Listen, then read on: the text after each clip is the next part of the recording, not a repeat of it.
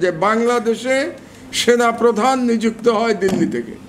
একবারে ৫৭ জন সেনা কর্মকর্তাকে হত্যার মাধ্যমে বাংলাদেশ মিলিটারির কোমর ভেঙে দেওয়া হয়েছে। বিডিআর যে হত্যাকাণ্ড, it was part of the conspiracy to destroy Bangladesh army, Bangladesh defence, শুধু আর্মি না।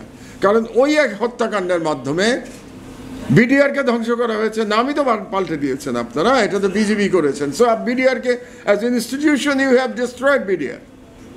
এবং ওই একবারে ৫৭ জন সেনা কর্মকর্তাকে হত্যার মাধ্যমে বাংলাদেশ মিলিটারির কোমর ভেঙে দেওয়া হয়েছে। এবং যে কারণে পরবর্তী ১৫ বছর বাংলাদেশ মিলিটারির সাহস হয় নাই, শেখ হাসিনা বাংলাদেশকে ভারতের হাতে তুলে দিয়েছে, কিন্তু বাংলাদেশ সেনাবাহিনী সেটার কোনো প্রতিবাদ করে নাই। শুধু প্রতিবাদ করে নাই না, বাংলাদেশ সেনাবাহিনীরই একটা অংশ সেই কাজে সহযোগিতা করেছে। আজকে আপনারা ডিজিএফআই এর কথা বলছেন, বিভিন্ন জেনারেল সাহেবদের কথা বলছেন, তারা তো পার্ট অফ দ্য কনস্পিরেসি ছিল। মানে ইন্ডিয়ান যে হেজেমনি, এটাকে এস্টাবলিশ করবার জন্যে ভূমিকা রেখেছে বাংলাদেশ সেনাবাহিনী। এর থেকে দুর্ভাগ্যজনক ব্যাপার আর কি হতে পারে।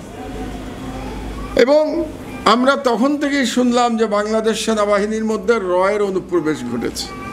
এটা তো পাবলিক নলেজ, সত্য মিথ্যা আমরা জানি না, আপনারা ভালো জানেন। আমরা সিভিলিয়ানরা শুনেছি যে সর্বত্র ঢুকে গেছে, সেনাবাহিনীর মধ্যে ঢুকে গেছে এমনও শুনেছি, এই গুজব বাজারে আছে যে ডিজিএফআই এর একটা ফ্লোর অ্যাকচুয়ালি চালায় এবং রয়ের লোক সেখানে থাকে।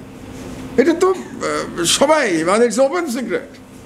তো এটা যে মিথ্যা, এটাও তো আপনারা বলেন নাই পরিষ্কার করে যে না এটা সত্য না, এরকম কথাও তো আমরা শুনি নাই সেনাবাহিনীর কাছ থেকে।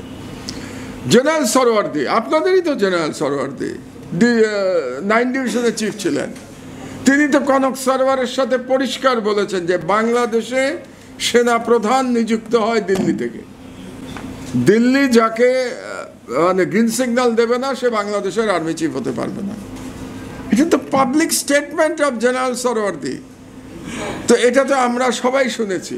তো এগুলো শোনার পরে কি মনে হয় যে এই সেনাবাহিনী দিয়ে তাহলে কি হবে?